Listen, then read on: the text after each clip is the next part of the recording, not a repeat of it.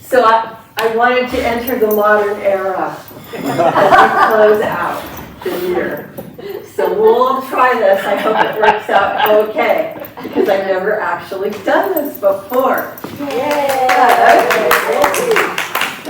Now, speaking of the modern era, before I begin, I just want to thank Ruth Ann for sharing this nativity with us. Oh. And Ruth Ann told me it belonged to her grandmother. Wow. So it's very precious. Yes. And after the service, I hope everyone can come up and have a look at it. It's beautiful.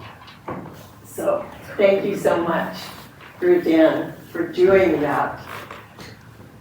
Well, it's good to be here today, and it's not quite Christmas, but winter is finally here. Yesterday was the shortest day of the year for us here in the Northern Hemisphere, the darkest day. And so, of course, that means it's time to celebrate the light, as we humans have done for eons. We know that our distant ancestors celebrated the solstice and the equinox because they have left amazing monuments behind for us, like Stonehenge. And it's great, you know, unlike a computer or a toaster, after all these years, it still works.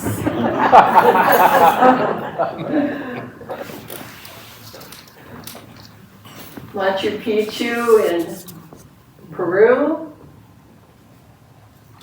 This is one temple in Egypt, but I think also the Sphinx and some of the pyramids are lined up with the equinox. The Temple of the Sun in India, and there are many more, as you know. And even today, people are more aware of the natural world than we give them credit for. Right in San Diego, they built the Salt Institute in a way that is also aligned with the movement of the sun, and I think it has the nickname Saltpenge. But it's beautiful too. Nice. And think about it. This is a picture of a celebration in Bolivia. Why is it that people celebrate light when it is the darkest? Even now, when science has explained that the changing of the seasons is simply a result of the fact that as the Earth progresses around the sun each year, the angle at which the sun seems to be at is actually caused by the angle of the Earth. It is our earthly point of view that is changing, not the position of the sun, although we know the sun, like everything, is in motion. The experience of the changing of the seasons is caused by our own planet, our own location. And this makes it seem like the sun is rising and setting farther north or south. We know this because of science. But still, to our eyes, it really seems as if the sun has moved.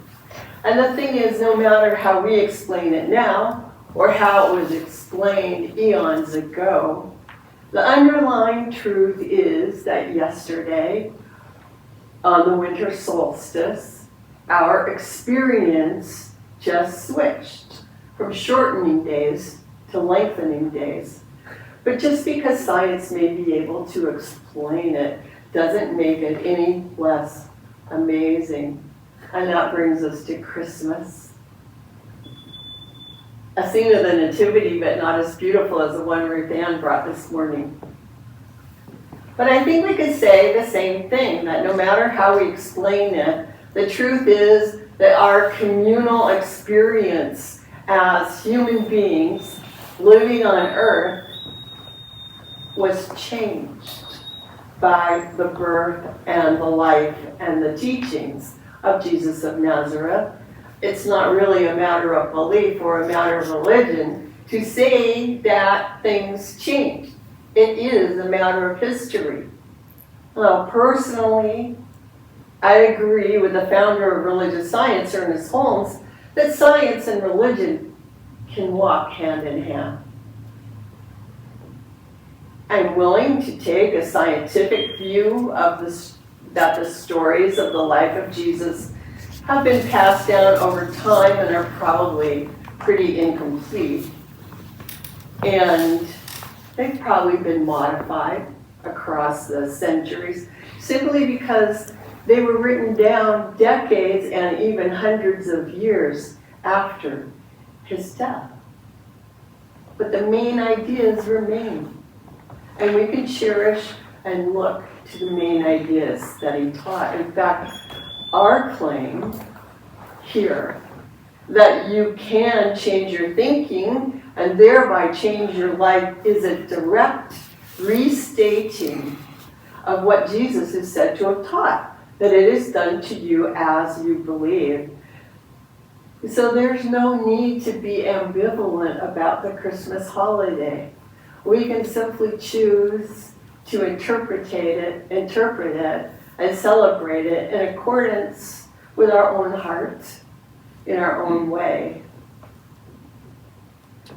So for me, it makes perfect sense that we celebrate the birth of the son of Mary and Joseph at the time of year of the solstice, because his teaching showed us a way to stay in the light of spirit, no matter what. You can think of the story of his birth as historic fact, or as an allegory, or a parable, or what I suggest is to think about the meaning of Christmas in both ways, as an historic story told and retold through the centuries, but also as a story in which we might come to understand our own lives and our own births as a universal story and as a personal story. We often think, or at least we're kind of taught to think, we often just casually think that there are two parts to a day, daytime and nighttime, light and dark.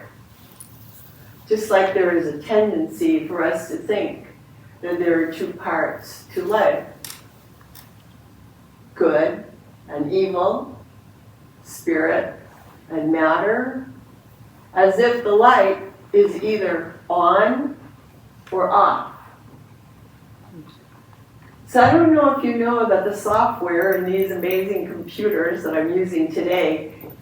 The software had its origins, and I guess it still does, in the pulsing of electricity on and off. It began to be written as a binary series of zeros and ones. 0 for off, 1 for on. And when we talk about binary choices, we are seeing things as either or, yes, no, light, dark, on, off. Great concepts and very useful, but at the same time, it's not how life really works. If you go back to the idea of light and dark, and just I was thinking about this, how when it's really bright light out, everybody grabs their sunglasses, right? And when it's very, very dark out, everybody needs a flashlight to see. We're not cats, we're not owls. So if we were, we wouldn't need a flashlight. We could see perfectly well by starlight, and we can see pretty well by moonlight. So I want to ask you, what time of day do you not need sunglasses? What time of day do you not need a flashlight? What time of day is it easiest for you to see clearly? how about sunrise or sunset? So I know you've all seen horizon views of the mountains, and you're probably aware there's nothing as beautiful as the morning light striking the landscape. This is in Bryce Canyon. I didn't take it, but I thought it was beautiful. The morning light and even the sunset light just make you see and bring into our minds the incredible beauty of the universe. It's a time when the light is easy on the eyes. A time when, if the weather is clear, you feel like you are seeing the world in all its glory. This is, okay, I'm looking at this because blown up so big, it's a little bit, I don't know, fainter than my little tiny picture on the screen. If you can see that. Oh no, that was a funny angle. The thing I wanted to bring to your attention with this particular photo, which is actually on a beach in India, so cow on the beach wandering around, is how the light of dawn or sunset flows into our sight as one color gently flowing into another color while we're watching it. You almost see time passing in the unfolding of the light. Because while daylight seems like a uniform, bright whiteness, at dawn and dusk, we actually have revealed to us that that light is actually made up of an amazing kaleidoscope of color. White light seems to have no color, and yet it embodies all colors. And so is it any wonder that we talk about the dawning of the light, and we speak of the dawning of an idea, the dawning of a new thought, the dawning of a new age. In the dawn, we're able to see the beauty and the complexity and the possibility of a new day. We're reminded of the reality that there is no simple binary light or dark, although it may seem that way. In reality, our experience of the light, like our experience of life, is dependent on our ability to see. Our ability, when it comes to life, our ability to extract meaning from a situation. And the same is true for all our senses. I'm talking about a visual sense. It's also true for touch, or taste, or hearing. Each one of us will hear Jennifer's music in a different way because we're so diverse and so unique, despite the fact that we also have a lot in common. And that diversity in our senses and in our sensibilities and in our past experiences colors our experience of life. And that diversity not only colors our experience of life, but of everything. Which brings me to the idea of how it is we experience the story of the Nativity. Some of us are going to experience Christmas as the reminder of happy days. And some are going to experience it as a reminder of the days when they were forced to attend church against their will and told that indeed the world was divided into good and evil, that the world was binary. And I just wanted to mention this because recently I get emails from different religions, and what I didn't read the article, but the headline was, Are demons active in artificial intelligence? No. No. But in their experience, that's how they're experiencing life, you know? To me, it's malarkey, and yet, you know, I know that many people have come to our teaching after they have turned away from ideas like that. Like the idea, maybe more basic, the idea that God is a separate super being who is a very harsh judge and is watching you and judging you from your birth to your dying day. We don't believe that.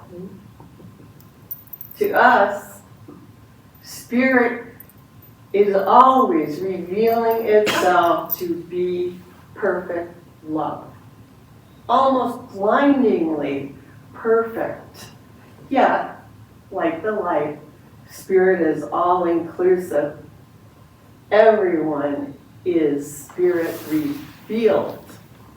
Just like a rainbow is light revealed in all its complexity and beauty. So what does this have to do with Jesus? You might be thinking that by now, I guess. Well, I want to suggest that this Christmas you make a decision to set aside all patterns of thinking that you might have been taught about the meaning of the birth of Jesus, the meaning of the season, and just allow yourself to enjoy it in the same way that you might enjoy a dawn or a sunset. Just enjoy it. Free yourself from the shoulda, coulda, wouldas of adulthood and spend a little time seeing the world with the fresh eyes of a child, newly born. Just relax and enjoy the story of Jesus as if you were hearing it for the first time. And of course, last week Larry told me I should tell a story every week. You know, just stop the preaching, just tell stories. So of course, I found a really nice book of woodcuts that had some pictures of the story of the birth of Jesus. So I'll just share that with you, very abbreviated version, because we have all heard that once upon a time, a long, long time ago, there was a lovely and intelligent young woman who was getting ready to be married when, much to her surprise, she had a vision from an angel who told her that she was going to have a baby sooner than planned. But the angel said, "Don't be afraid, Mary, for you have found favor with God. Your son Jesus will be great. He will be called the Son of the Most High." But Mary was afraid, and she didn't believe the angel. So the angel reassured her and told her not to be afraid because nothing is impossible with God. And a lot of the story of the Nativity focuses on the advice given to her to not be afraid, to carry on without worry. Advice that we can take to heart in our own daily lives too. And a persistent faith was really needed because, surprise, when Mary told her fiancé, betrothed, Joseph, the man she was planning to marry, about the strange message from the angel, he was not happy at all. Back in those days, people would only assume the worst about Mary's behavior. And not only that, they could have physically punished her or even stoned her. But Joseph was not a cruel man. He was a kind man. He might have though, been an unhappy man, perhaps, until he too was visited by an angel while he was sleeping. And the angel told him that he should not be afraid to take Mary as his wife, for the child is from the Holy Spirit. Back then, Joseph was amazed, although here and now, today, we have come to understand that all children are born of spirit. All children are one with spirit in the same way that the colored light of the dawn is one with the sunlight. Joseph was amazed, but comforted. He transcended his fears, and he and Mary were able to get married with a feeling of love and hope. During the pregnancy, they lived in Nazareth, a small village, but then it turned out that Mary and Joseph had to travel all the way to Bethlehem, about 90 miles, walking or on a donkey or in a cart, who knows? Because the Emperor Augustus, the Roman emperor, had ordered a census, and so they had to take that journey. When they finally got there, the town, of course, was really crowded. So they had to sleep in a barn. And that's where Jesus was born. And where the baby was laid down to sleep in a manger, a feed trough. But that humble location did not keep the visitors away, not at all. They came propelled by visions of wonder. Shepherds claimed that they were visited by singing angels who told them about the baby.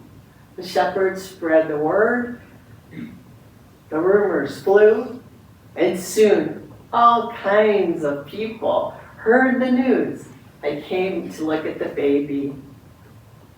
They even had a visit from 3 kings, or wise men, who had followed a star, maybe it was a comet, as they traveled from far off eastern lands, bringing gifts of gold and frankincense and myrrh, which were prized ingredients in the highest quality incense and perfume. Later on, when Mary and Joseph took Jesus to the temple for blessing, they were amazed to hear it said that the baby would be the Messiah, or so it's said in this story. But then, when they were back in Bethlehem, a drastic warning was given to Joseph while he was asleep. An angel visited his dream and told him to get up and take his child and Mary to Egypt right away, which he did, thereby avoiding the killing and mayhem that the town of Bethlehem suffered when King Herod sent his soldiers to hunt for the baby. A great sadness fell upon Bethlehem, but fortunately for us all, Joseph and Mary made it safely to Egypt, where they stayed until the tyrant, King Herod, had died.